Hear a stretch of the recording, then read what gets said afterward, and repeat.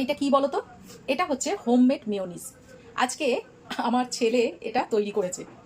তার জন্য দেখো, মা হয়ে দেখাবো না সেটা কখনো হয়? ছেলে যদি কিছু করে, সে পড়াশোনা থেকে হোক আর যাই হোক না কেন, সবকিছুই মায়ের একটা গর্ব। আর সত্যিই বলছি, খেতে দুর্দান্ত হয়েছে, একদম বাজারের মতো। যা কিছু তো শিখেছে, বাবার মতো হয়নি। তো চলো আজকে কি করি, কেনই বা ছেলে মেয়োনিজটা বানালো এত আগ্রহ করে, সেটা আগে বলি। এখানে বেশ কিছু বোনলেস চিকেন আমি নিয়ে নিয়েছি। এই পাশে আছে পেঁয়াজ কুচি, রসুন কুচি আর কাঁচা লঙ্কা কুচি। কিছুটা কি আন্দাজ করতে পারছো? হ্যাঁ নিশ্চয়ই। আজকে বানাবো ছেলের আবদারে একটু মোমো। একদম সিম্পল, যেরকম ঘরে বানাই সেটাই তোমাদের সঙ্গে শেয়ার করব। আগে প্রথমে চিকেনগুলোকে পেস্ট করে নেবো। আমি পেস্ট করে নিয়েছি, একদম সুন্দর করে সব কিছু সাজিয়ে নিয়েছি। এইবারে দেবো সামান্য নুন, যেটা দিতেই হবে। দেবো একটু ভিনিগার, দেবো সয়া সস আর সামান্য চিনি। এটা এবার খুব সুন্দর করে মেখে নেব। আমি এটা গতকাল রাত্রে করেছি। আমি জানি না রাতের আলোয় তোমরা কতটা ভালো দেখতে পাচ্ছ। এটা কিন্তু যেরকম আমরা পাহাড়ি অঞ্চলে খাই, ঠিক সেই রকমই করার চেষ্টা করছি। আগে তো অনেক মোমো খেয়েছো, একবার এরকম মোমোটা খেয়ে দেখো কেমন লাগে। আজকে কিন্তু যে পরিমাণ চিকেন নিয়েছি, আমার মনে হয় আজকে অনেকটা চিকেন মোমো হবে। এইবারে যেটা দেবো সেটা হচ্ছে রিফাইন অয়েল, একদম গরম।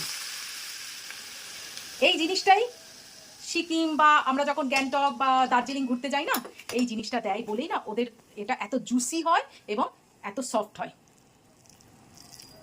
এটা অবশ্যই দেওয়ার চেষ্টা করবে। তো চলো ভালো করে মাখিয়ে এবারে 5 মিনিটের মতো ঢাকা দিয়ে রাখবো। এইবারে একটা জিনিস দেখাই। মোমো তো খাবো, কিন্তু মোমোর সঙ্গে চাটনি না হলে ঠিক হয় না। মেয়োনিজটা তো থাকবেই, চাটনিটাও দরকার। তাই জন্য দেখো, দুটো টমেটো, কিছু শুকনো লঙ্কা আর রসুনের খোসা নিয়ে কোনো কথা বলবে না, আগেই বলে। সেদ্ধর পরে রসুনের খোসা ছাড়াতে খুব সহজ হয় আর এত পরিশ্রম করতে হয় না, তাই জন্য খোসা সমেতই আমি জলে দিয়ে দিয়েছি। এবার এগুলো একটু সেদ্ধ হয়ে যাক। এটা কিন্তু চাটনির জন্য হলো। চিকেনের পুর তৈরি করা হয়ে গেছে। চাটনির জন্য সবকিছু অ্যারেঞ্জমেন্ট করছি, আর এই পাশে শুধু ময়দাটা মেখে দেবো। চাটনি আর কি করবো, গরমে আমি চাটনি হয়ে যাচ্ছি। ময়দাটা জাস্ট নুন আর জল দিয়ে মাখবো, আমি আদার্স কিচ্ছু দিই না। এইবারে মোমোগুলোকে একদম বেলে নিয়েছি, দেখো পিস করেছি এইরকম ছোট্ট ছোট্ট পিস, এতগুলো করেছি। এখনো ওই পাশে নিচি বাকি আছে, পরে দেখা যাবে, এতগুলো আগে করি। আর এই পাশে একদম পাতলা, দেখো পাতলা না হলে না মোমো খেয়ে আরাম হয় না। এইবারে পুর দিয়ে বন্ধ করে দেবো মুখটাকে।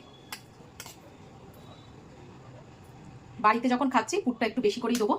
পুর দিয়ে এবার বন্ধ করে দেবো। বন্ধ করা দেখাচ্ছি না, সবাই জানে মোমো করতে, আমি জাস্ট বন্ধ করে তারপরে আইটেমটা দেখাচ্ছি। এই পদ্ধতিটা আমার বেশি সোজা লাগে, তাই জন্য এইরকমভাবেই আমি করে নিই। খাওয়া নিয়ে কথা, মুখ বন্ধ থাকলেই হলো, এটুকুনি আমি জানি। চলো এবার পরপর সবগুলো করে নিই। ও এপাশে একটা জিনিস বলে দিই, আমি ঝাঁঝরিতে করব, তাই জন্য একটা কড়াইতে জল নিয়ে নিচে, যেরকম আগের ভিডিওতে আমি দেখেছিলাম কেমন করে পিঠে করি, সেই রকমই আজকে এইরকম মোমো করব ঝাঁঝরিতে। মোমো সেট থাকা সত্ত্বেও এটা আমার বেশি সুবিধা হয়। এই দেখো এতগুলো মোমো হয়েছে, তার উপরে এখনো হচ্ছে। আচ্ছা, এইখানে আমি টমেটোর জামা খুলে দিই, একদম রসুনের জামাগুলো খুলে দিই, খুলে দিয়ে ওদেরকে একটুখানি পেস্ট করে নিই। কেমন? এর মধ্যে আমি একটু চিনি দিয়ে দেবো, আর সামান্য টেস্টের জন্য নুন দিয়ে দেবো। আর এই কড়াইতে সামান্য একটু সাদা তেল দিয়ে এই চাটনিটাকে একটুখানি শুকিয়ে নেবো, সামান্য একটু নেড়ে নেবো আর কি। চাটনিটা যা হয়েছে না, বিশ্বাস করো, নুন মিষ্টি টেস্ট করতে গিয়ে মনে হচ্ছে এইটা দিয়েই শুধু খাই, আর কিছু খাবো না। মেয়োনিজ, কিন্তু আমার ছেলে করেছে তো মেয়োনিজটা খেতেই হবে। চলো প্লেটটা সাজিয়ে নিই। এই যে হচ্ছে মেয়োনিজ, প্রথমে মেয়োনিজ দিলাম, তারপরে দেবো চাটনি। এই দেখো পাহাড় সমান একেবারে মোমো হয়েছে, কে কত খাবি খা, এই রকম অবস্থা করেছি। এই আমার বরটা না অফিস থেকে আসতে দেরি করে বলে না, সব মোমোগুলো কেমন যেন নীতি গেছে। কি করব, ওর জন্য তো ওয়েট করতেই হয় না। এই যে দিয়ে দিলাম, দেখো কেমন লাগছে অবশ্যই বলো। শুধু করেছি তাই নয়, করতে গিয়ে পুরো ঘেমে ডাল হয়ে গেছি আমি। তো চলো আজকের মতো টাটা, কালকে আবার একটা নতুন রেসিপি তোমাদের সামনে হাজির হব। তো টাটা।